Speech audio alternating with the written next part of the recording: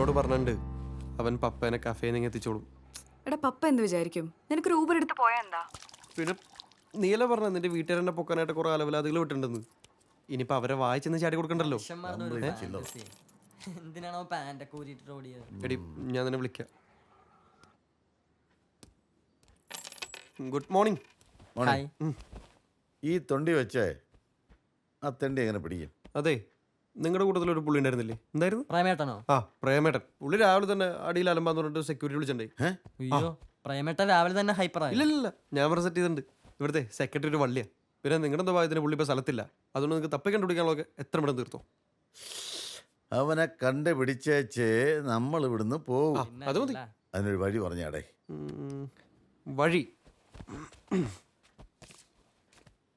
ഓ, നിങ്ങൾ പറഞ്ഞ ശരിയാ.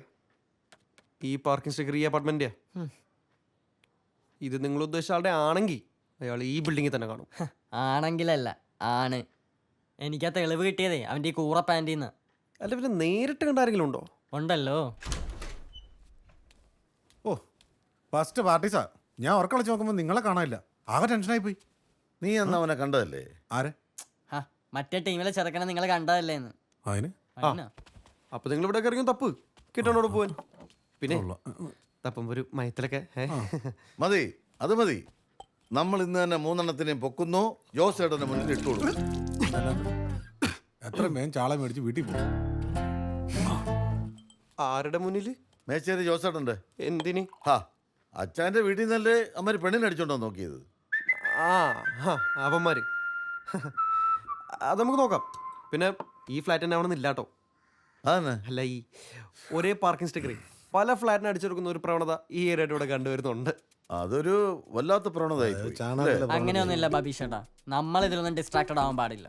നമ്മൾ അവനെ ഇവിടുന്ന് തന്നെ തപ്പുന്നു, പൊക്കുന്നു, പോകുന്നു. പ്രേമേട്ടാ വെക്കോ ചേട്ടാ കൂളി ക്ലാസ് വെച്ച് കഴിഞ്ഞു.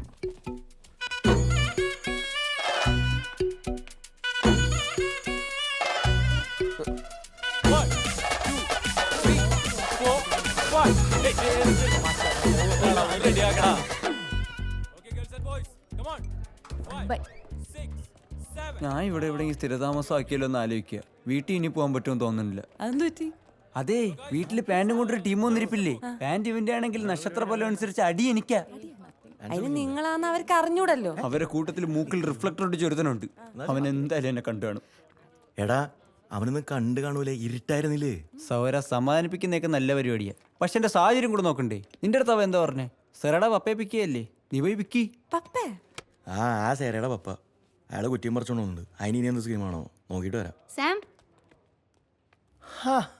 എങ്ങോട്ടാണ് സാർ ഇത്ര തിരക്ക് പിടിച്ച്? ഞാൻ പ്രിയ വിളിക്കാതിരിക്കായിരുന്നു. ഒരു വെൽവെറ്റ് മോക്ക ക്യാപ്പച്ചിനോ കുടിക്കാൻ മനസ്സ് പറയുന്നു. പ്രിയക്ക് പ്രിയമുണ്ടെങ്കിൽ പോരുന്നോ എൻ്റെ കൂടെ? ഓക്കെ, ജസ്റ്റ് 1 സെക്കൻഡ്, ഫോൺ എടുത്തിട്ട് വരാം. ഓക്കെ. ഭയങ്കര സന്തോഷത്തിലാണല്ലോ. എങ്ങോട്ടാ? ഒരു ചായ കുടിക്കാൻ. ബോബിന്റെ മെയിൽ കിട്ടിയിരുന്നോ? ആ. ഓഹോ, അപ്പൊ എസ്കലേഷൻ കിട്ടിയാൽ അതിന് എക്സ്പ്ലനേഷൻ കൊടുക്കുന്നുള്ള വാശിയിലാണോ? പ്രിയ എങ്ങോട്ടാ? ഞാനൊന്ന് സാമിന്റെ ഒപ്പം കോഫി ഷോപ്പ് വരെ. സാമിന് കോഫി വേണ്ടെന്ന് അർജന്റായിട്ടൊരു മെയിൽ അയക്കാണ്ടെന്ന് അല്ലേ സാം? അതെ. അല്ല, പ്രിയ പോവല്ലേ, കോഫി കുടിക്കാനല്ലേ? ഞാനങ്ങോട്ടാ. വാ വാ. ഞാൻ ഡാൻസ് കളിക്കണം എല്ലാവർക്കും നിർബന്ധം. പിന്നെ നമ്മുടെ TV മൊത്തം മാറ്റിയിട്ട് അവിടെ ഒരു LCD സ്ക്രീൻ വെച്ചിട്ട് സ്റ്റെപ്പ് ഇടണമെന്നാണ് ഇവർ പറയുന്നത്. വെൽവെറ്റ് മോക്ക കുടിക്കാനുള്ള പോക്ക നോ അളിയാത്. പപ്പ, ഇത്രയും കാലം ഞാൻ വേണ്ടാന്ന് വിചാരിച്ചു. ഇനി അവന് മാപ്പില്ല. അവൻ ആ പെണ്ണിനെ കൊണ്ട് ഓൺ സൈറ്റിൽ പോവില്ല. പോവുകയാണേ അത് ഈ സാമായിരിക്കും. എടാ, അപ്പൊ പപ്പയെ പിക്കണ്ടേ? അത് നീ വിൽക്കിയതാ മതി. എടാ, എനിക്ക് അവളുടെ മുഖമൊന്നും ഓർമ്മയില്ല. എടാ, അത് ഫേസ്ബുക്കിൽ കയറി നോക്കിയാൽ മതി. അല്ലെങ്കിൽ തന്നെ കാണാൻ പാകത്തിനൊന്നുമില്ല. അവിടെ ഗതി കെട്ട ഒരാളെ ഉണ്ടാവുള്ളൂ. അത് തന്നെ തന്ത.